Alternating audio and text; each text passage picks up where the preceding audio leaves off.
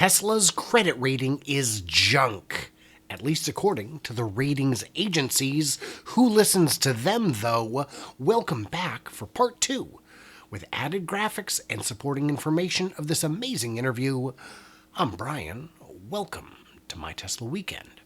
So yes, this is part 2 of the interview with Alexandra Mertz, who you may know as Tesla Boomer Mama on YouTube or Tesla Boomer Mama on Twitter.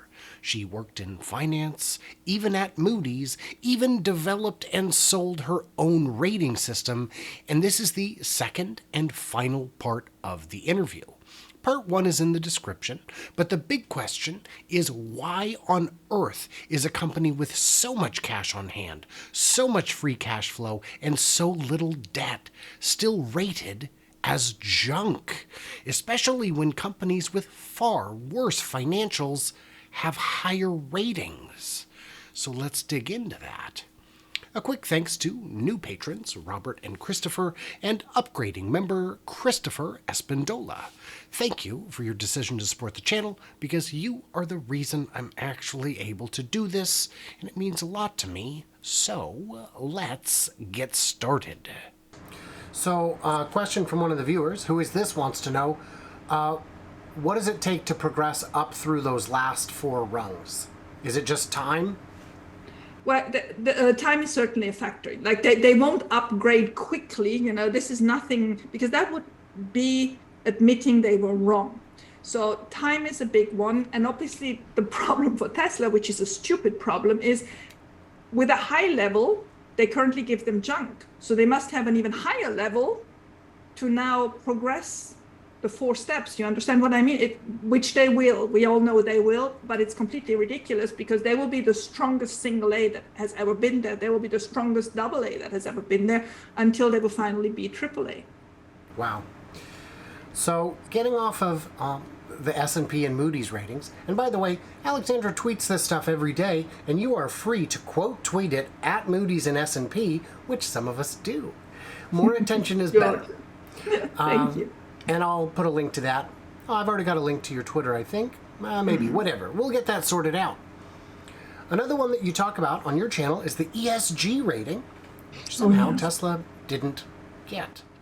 So tell us what Well, actually, they got it. They got it, and they were thrown out in May. So how did that come along? So first, tell us what the ESG rating is, and then tell us what happened. Okay. So in the early 2000s, somebody, I can still not put my finger exactly on whom, had this glorious idea to come up with ESG scores. So E is for environmental, S is for social, and G is for governance. So the aim was to score companies' behavior. Are they having a good impact on the environment? Are they socially accepting any whatever people, whatever workplace, whatever, and governance, do they have the right governance method implemented in their systems? So and how these 3 got commingled, that's still my big miracle. And so over about 10 years, this was lingering around, and some social justice warriors used it, and the first environmental funds used it, but it wasn't really that hot. And then in 2015-16, Paris Accords and the Europeans had some measures, and here Bloomberg had some measures. So lots of people started working on different corners of that. And today we've come together. It's become really institutionalized. And the COP26 last year in November, President of the United States, Biden, those 26 nations decided that they want a common standard for that, and the common standard then has to be adopted by all companies publishing financial results. They will then have to put this ESG information in there. So lots of people were happy, not people we know, but accountants, rating agencies, and people that work in that field, because this was now institutionalizing their work, right? So we were going from 15 years ago, some social warriors that probably the last thing they wanted was, that accountants now suddenly looked after the subject, to now, the gray mice of our industries being very happy that they had more number crunching to do and more comparable data to deliver, because that's where we're getting to. This is all a data-driven thing now. We're not at all anymore in any being good. We're in who prepares the data so that it looks good scheme. So there are lots of players. This is a huge gravy train. There are a lot of people interested of making this institutionalized, so that meaning, the SEC is there, the different accounting firms, especially the big four, all push for this to become norms and oblige companies to obey to these. Okay, so this obviously didn't go down nicely with Elon, you can imagine. So that's the first one. Then the second thing happened at the same time is S&P and Moody's purchased different little boutiques who were specialized in this data collection, and S&P mirrored the S&P 500 with an S&P 500 ESG index, meaning they used the normal S&P 500, where it's just going by market cap, and said to all these 500 companies, fill out a questionnaire, we will collect data, and we will rate you. And obviously at Tesla and at many others, nobody even responded, right? And that all happened when in April, I think it was, Elon started being interested in Twitter, which didn't go down nicely with a lot of the establishment. And so last year, Tesla was in this ESG index with its 2% weight that corresponded to the S&P 500 weight. And then this year in May, from one day to the next, S&P announced that Tesla was thrown out and replaced by number 501 to go in there.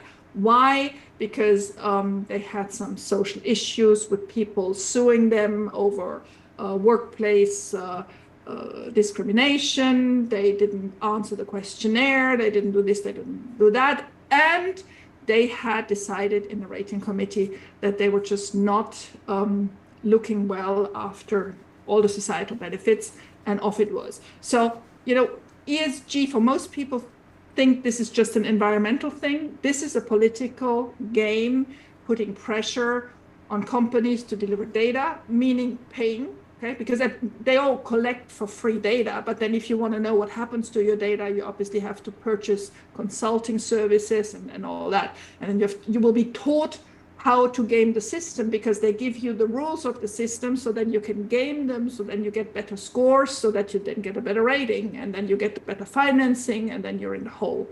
And everybody's happy because everybody got paid. So ridiculous. It is completely ridiculous. Are there any other lists that Tesla's been left off of? No, and I mean, there are some that are treating Tesla a bit better than others. MSCI is doing an ESG rating. They haven't thrown Tesla off yet. But there's nobody helping Tesla. Let's put it this way. There are people that are more neutral than S&P and Moody, who are really nasty, because they feel they still have a little bit of power, which they do. And others are more neutral because they just think, well, we may actually lose a part of our clients or fund managers that will be stressed by their clients if we go too badly against Tesla. I mean, Tesla is such a divisive subject, right? It's a little bit like politics. Either you love it, or I can't understand, or you hate it, right? And so some people are clever enough just to stay out of the game. But S&P in particular is very much in the game. So we did a poll here. I did a poll asking, when will they get their upgrade? 17% said this month or next. 43% said Q4. 25% said 2023. And 15% said never. Ooh, 15%. Well, I mean, I don't think never, because what we need to get is public attention. We already had an article in Barron's, and the subject comes up now because it's really ridiculous. It's so evident it's ridiculous, and I've nearly finished my Q2 table. It's getting even more ridiculous. Okay, so I can assure everybody tomorrow is going to be even more funny. But the thing is, how much longer can they play blind? And that really depends how much attention we can get on the matter. Yeah, the thing that surprised me with the very late S&P inclusion is it's your own credibility that's on the line at that point, because it was evident that, and we can't include them because unless we make an exception, we have to have the consecutive. It's like, well, right, but you do make exceptions. You have made them in the past. The trajectory is crystal clear, and a lot of folks who had index funds lost out on the 20x run up, which is. Well, that brings me to a subject that I'm very passionate about. I mean, I'm passionate about quite a lot of things, but one thing is I hate, and I mean hate. I mean, I hate rating agencies, but I really hate index funds. I cannot understand all these people, going, oh, I'm going to a QQQ ETF and whatever. You're giving away so much when you're going into an index fund. First of all, why is this index how it is? It's because it's the market capitalization of the past. So you're especially Tesla investors who reason everything in the future, who know exactly how much they will produce in 2 years and in 5 years and what the bot will come in. I mean, we take it from all sides. And then you'd go in a fund that is looking at market caps from the last 12 months, trailing 12 months. This is ridiculous. The second thing is the index itself, as we have experienced when Tesla was included in the S&P 500, is manipulated by these index makers, right? Be it S&P, be it Dow Jones, be it whatever, whoever it is. So you actually depend on an index maker when they let, one of the stocks in or drops one of the stocks or whatever. There's some rules out there, but it's a little bit shenanigans, right? The third one that I really don't like is when you're giving your money to an index fund, you're also giving your proxy vote with it. So these asset managers have then suddenly, these Vanguards, the State Streets, these BlackRocks have suddenly enormous power when they vote at shareholder meetings. And all these things people don't realize when they go into an index fund. Wow. Sorry. No, you're blowing my mind. Someone else in the comments already said, she's blowing my mind right now. Oh, I'm sorry. No, hey, it has to happen. When you got a cold, blow your nose, man. If our brains are congested, we got to sort this out. Take an aspirin. Yeah, if anyone's got some questions, get them in, because those were the questions I had. And let's see here. Pat says, I invest in index funds to limit risk. Tesla is about 22%, the rest in index. For this audience, I just want people to really understand what they're doing with their index funds. I mean, first of all, you're giving away management fees. They're not high in ETFs, and that is the main attraction, but you're really giving away a lot, and your index is looking in the rear view mirror. It's together because the last 12 months, that was the weight of it, or 24 months, depends which index you take, but it's never anything forward looking.